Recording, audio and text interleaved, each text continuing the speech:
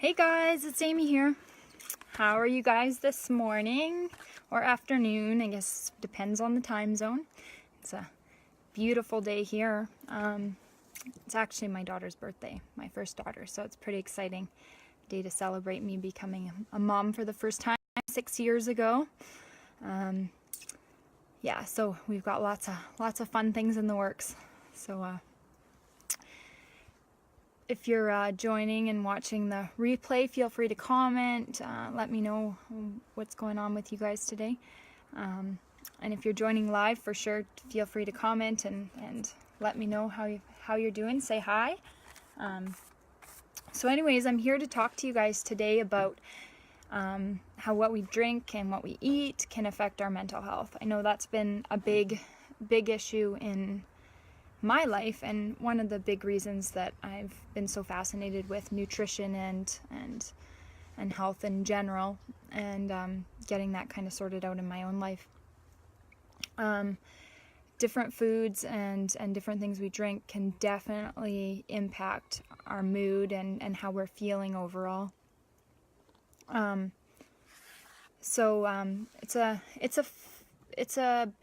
It's a big topic. There's lots to talk about for sure, and there's lots of different types of food, and we can get into lots of different details, but I'll just kind of give you a general overview of this topic. I know particularly when you are struggling in the postpartum period, many moms experience times when they may feel like not eating at all. So you may be experiencing this. You may be feeling like you're not hungry, or maybe like you're eating all the time. And those are common things, and that's okay. If you feel like it's becoming a concern or something, definitely reach out, and I'd love to chat with you a bit more about that. But yeah, it's definitely common during the postpartum period to feel like you're eating more often, eating more for comfort, or that you're just not hungry at all. It's important to think about whether it's because you don't have very much time to eat, or if it's just because you don't have an appetite. So there's different factors that may be contributing to that. But it's very important to eat lots of nutritious, healthy foods. When we start not eating so healthy, and sometimes I know my doctor asked me once, he said, well, are you eating a healthy diet? And I said, yeah. I thought I was, but now I know maybe I wasn't. But and it takes learning about kind of what foods are more nutritious than others. So all different foods can affect us all differently. We're all bio-individuals, which means all of our bodies are unique and different, and we all react differently to different foods. So some people may be able to tolerate, say, more caffeine than another person, and able to function more. Just like certain people, if you're a diabetic, you can't tolerate as much sugar as the rest of us. Not that any of us should really be eating the amount of sugar we consume these days, but we can all tolerate it differently, and that's okay. So we're all going to tolerate different foods differently. And again, that's what bio-individuality means, is that we're all individuals, and our bodies all respond to different foods and different drinks differently. So if you're joining me, feel free to say hi and make a comment if you'd like. So we're talking about food and drinks and how they affect your mental health. And so there's lots of good foods, and then there's lots of bad foods. So the foods that can affect us negatively are things like refined carbs and sugars, so extra processed foods. Hi, Astrid. Thanks for joining me. So things like sugars, they can spike your blood sugars, and they can make you have these highs, and then you crash afterwards, and have those lows. And that can result in lots of ups and downs in our days and make us not feel so good. And it also physically affects us. I learned a lot. Not very long ago, I did a 8-week sugar detox, and I learned a lot about sugar and how it impacted myself specifically. It was a huge learning tool for me, just to take that break from sugar and learn a lot. I know I have diabetes in my family, so it was a big thing for me to just learn more about how that sugar is actually impacting myself as a bio individual. I know caffeine is another big one that affects everybody differently. And what that can do is it gives you that high, that gives you that energy. And I know a lot of the time as moms, when we're busy, we're running around doing all kinds of things. Sometimes caffeine, and we're tired, where I know I had a really hard time with my second baby getting that energy back. And caffeine was a real big go-to for me. And that helps. It helps keep us awake. It helps us keep going, but it can also cause that anxiety, those jitters, and it can cause more panic attacks, which we're trying to avoid. We don't want to have those. So watching your caffeine intake, and caffeine is kind of sneaky. It comes up in all different places. It can be in chocolate and beverages, pops or sodas.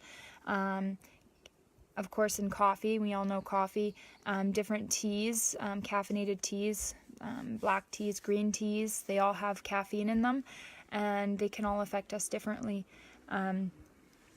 So that caffeine is pretty sneaky, and it can come up in different areas that you may not even be aware of, and it can all add up and wreak havoc on our whole system, especially when it comes to our mental health. The other one is alcohol that I have to mention. When we're pregnant or we're breastfeeding, we shouldn't be consuming very much alcohol. We shouldn't be consuming any alcohol. I do have some good information sheets regarding breastfeeding and consuming alcohol. If you're interested, just reach out and let me know. But we shouldn't be drinking any alcohol, definitely, while we're pregnant. But it does contribute to our mental health. So if you are consuming alcohol, it can affect our cortisol levels and our dopamine levels, and in the long term, that can cause depression, quite a bit of depression. So something we want to be avoiding if we're struggling with depression or anxiety. If we're trying to calm that anxiety with alcohol as a self-medication, it can wreak havoc and cause more depression. So it's something to watch out for. And if you'd like to talk more about alcohol consumption, I'm definitely open to talking to you about what works for you specifically, and give you some more information if you're curious about that. So just reach out, send me a message or whatever. I'm always open to chatting with you guys and helping you. So those are kind of the bad things that affect us in a negative way, and the things we want to avoid. Refined sugars and refined carbs, refined added sugars into things. And I know you can also go into things like fruits and vegetables. There's some of them that have a higher sugar intake, higher sugars than others. I learned a lot about that too. So if you're interested in that, let me know. I can talk more about that later too. So then we go into the good foods. So the good foods that help us with our mental health.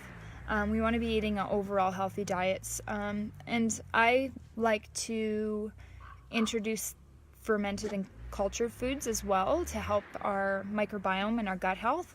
I feel that's a very important thing on a regular basis to try and keep that gut health healthy. I know there's more and more studies linking our mental health, depression, anxiety to how our gut health is. So we want to try and keep that as healthy as possible.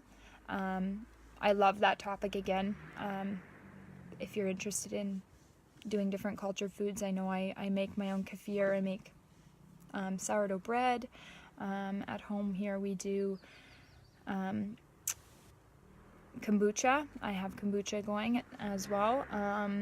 And then I've also done different sauerkrauts and different fermented veggies. So if you're interested in that topic, again, just reach out. I love that sort of stuff. And I feel that's very important to get a little bit of that into your diet on a regular basis for your mental health. There's also eating whole, healthy food, fruits and vegetables. That should be the staple of your diet, is whole, real food. So whole fruits and vegetables that you're actually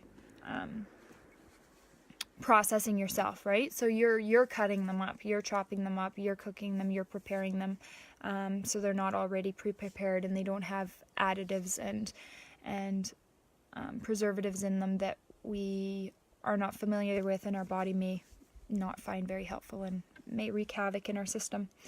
So the other thing is proteins. Lots of good, healthy proteins. And those proteins, they have tryptophan in them. There's quite a few that have tryptophan, and that makes serotonin, which helps bring up our mental health, makes us feel good. So making sure you get lots of good proteins throughout the day and regularly. I know one of the struggles I had was I wasn't eating enough protein in the morning, and then I kind of ended up with those crashes in the afternoon. So trying to make sure we're getting lots of protein in our diet throughout the day to help us feel better and keep that mental health stable, and help balance everything throughout the day. Getting vitamin D, that's a supplement you can be taking.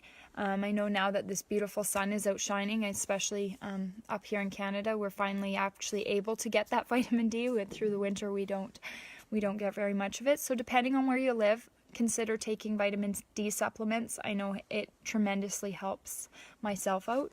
As a bio individual, that's one thing I know helps myself and my family. So think about yourself as a bio individual. What is it like where you live? Is it sunny on a regular basis, or could you be supplementing with vitamin D? The other things are whole grains, healthy whole grains, so things that aren't refined. We talked earlier about refined grains, so more whole grains and stuff if you're able to eat them. They're going to be really helpful and help stabilize, so they're going to digest a lot slower than refined grains, and they're going to help keep your mental health stable. And then healthy fats. I know a lot of us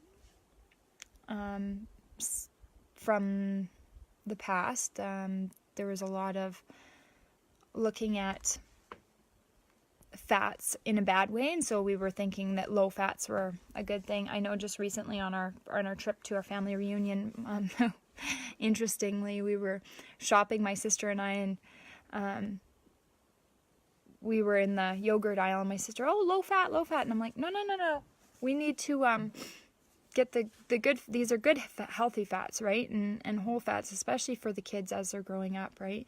So it's interesting because it's still out there. A lot of people are scared of fats and think that a low fat diet is good for you, and when really it's important. Our brain feeds off healthy fats, so omega-3s, omega-6s, those are very important for keeping our mental health stable. So you can even supplement with these things by taking extra, or making sure you're getting them in your diet. So olive oil is a great option. Avocados are another great option.